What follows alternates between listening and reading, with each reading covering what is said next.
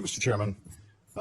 Ms. Bondi, as you know, the Supreme Court in Trump versus United States held the president has absolute immunity to commit crimes in certain core areas of the president's responsibility.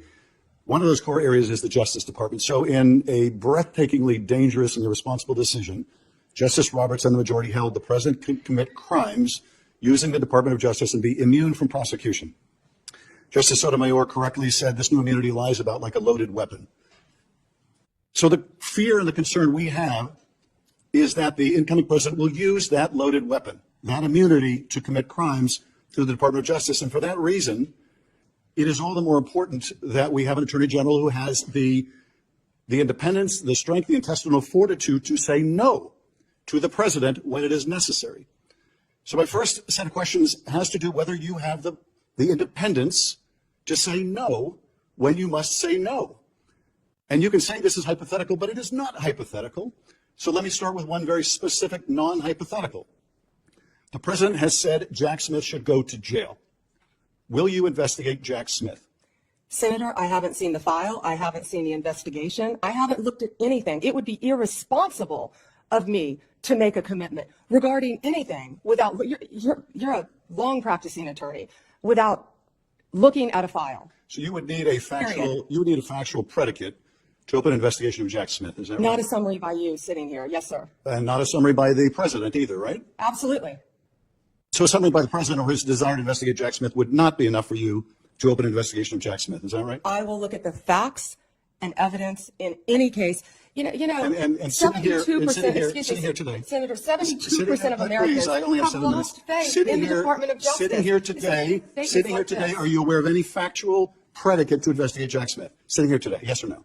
Senator, I will look at the facts and the circumstances. You can't answer that question? You're not a part of the department yet. There's no worry about divulging law enforcement sensitive information. So just tell us, are you aware of a factual predicate to investigate Jack Smith? Yes or no?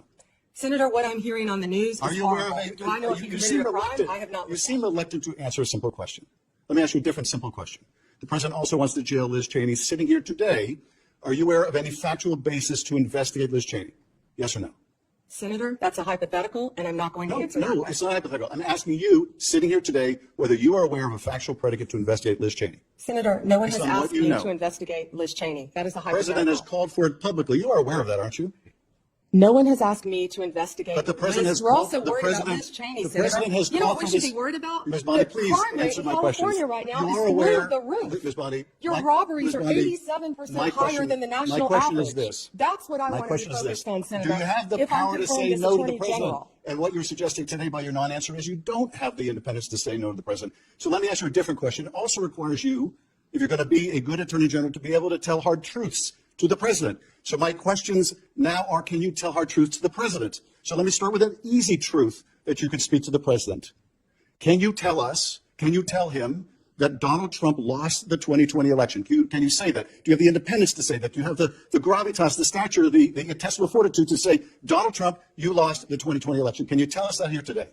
Senator, what I can tell you is I will never play politics. You're trying to engage me in a gotcha. I won't do it. I won't play politics with any ongoing investigation, so let me ask you another, like you did leaking your colleague Devin Nunes's memo. If you can't answer the question, let me ask you a different, what should be a simple truth, not a hard one. Was there massive fraud affecting the result of the 2020 election, yes or no? Senator, I'm glad you asked that question. If you'll let me answer what I saw in Pennsylvania. No, I asked a simple question about massive fraud. I can only tell you what I saw in Pennsylvania. I know you want to answer a different question, but my question is, can you tell us whether there was massive fraud affecting the results of the 2020 election, yes or no? Was there or was there not? I can tell you what I saw when I went. That's not my question. So you can't answer that question. You can't speak that even easy truth to us, let alone to the president. So let me ask you a different question. It will also be important that you give good advice to the president. Are you prepared to advise the president not to pardon people who beat police officers? Senator, as I said, the pardons are at the direction of the president. We will look and we will advise. I will look at every case on a case. Let me finish on a case-by-case basis. And I abhor violence to police officers. Follow up with that. So will it be your advice to the president, Mr. President? I know you said you want to issue hundreds of pardons on day one. Will it be your advice to the president? No, Mr. President, I need to go over them on a case-by-case basis. Do not issue blanket pardons. Will that be your advice to the president? Senator, I have not looked at any of those files. If confirmed, I will look at the files. And will you be able to review hundreds of cases on day one? I will look at every file I am Of course asked you to won't. look So at. will you advise the president? Can I will answer you- the question? Well, my question I would is- have plenty of staff. You said, of course you want. You'll be able to review So I'm hundreds not of going to cases on the first mislead day? this body nor you. All right, let me ask another question. You don't want to answer that. Let me ask You were another question. censured by It will Congress, also- and for it will comments just also- like this that it are will so also- It will also be important for you to be able to preserve the records, the evidence of the department. Are you ready to commit that none of the evidence in the January 6th investigation will be destroyed under your watch? Senator, I will follow the law. I will consult with ethical officials in the Do you department. see any ethical basis to destroy evidence in the January 6th investigation?